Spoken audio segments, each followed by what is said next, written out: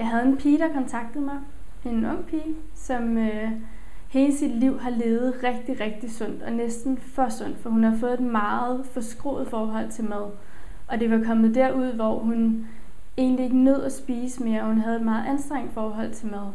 Så da hun kom, der var det med render under øjnene og grådkvalt stemme, fordi nu kunne hun bare ikke mere, og det var blevet en belastning for hende overhovedet at skulle spise og skulle tænke på mad. Så satte jeg mig ned med hende og fandt ud af, hvad er det, der ligger til grund for, at hun havde det sådan med mad.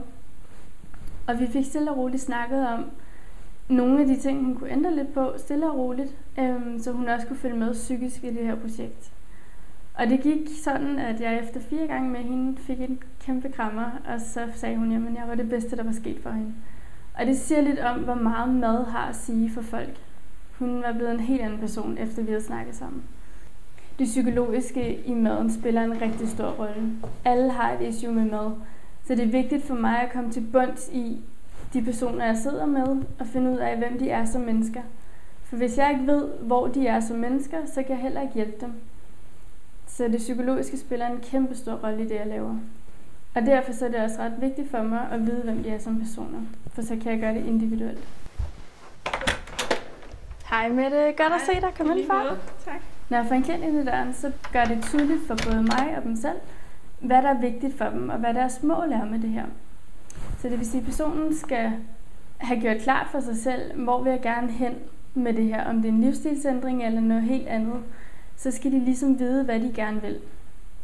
De skal vide, hvad deres overordnede mål er. De skal have nogle delmål. Hvordan er det gået siden sidst med det? Det er gået rigtig godt. Dejligt. Altså, jeg er begyndt at træne noget mere. Og, fedt. Ja, og prøver ligesom at få det der sunde kost ind også. Jeg måler folk og vejer folk, tager en fedtprocent, hvis det er det, de har behov for.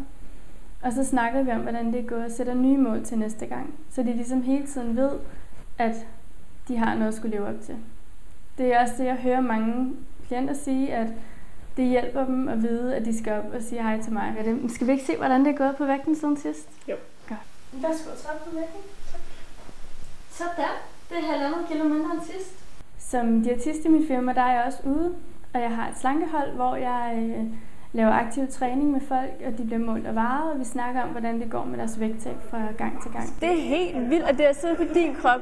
Du har båret rundt på det, dine knæ har båret rundt på det, dine hofter har båret rundt på det.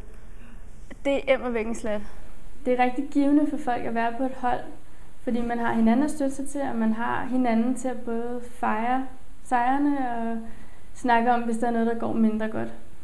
Det giver rigtig meget.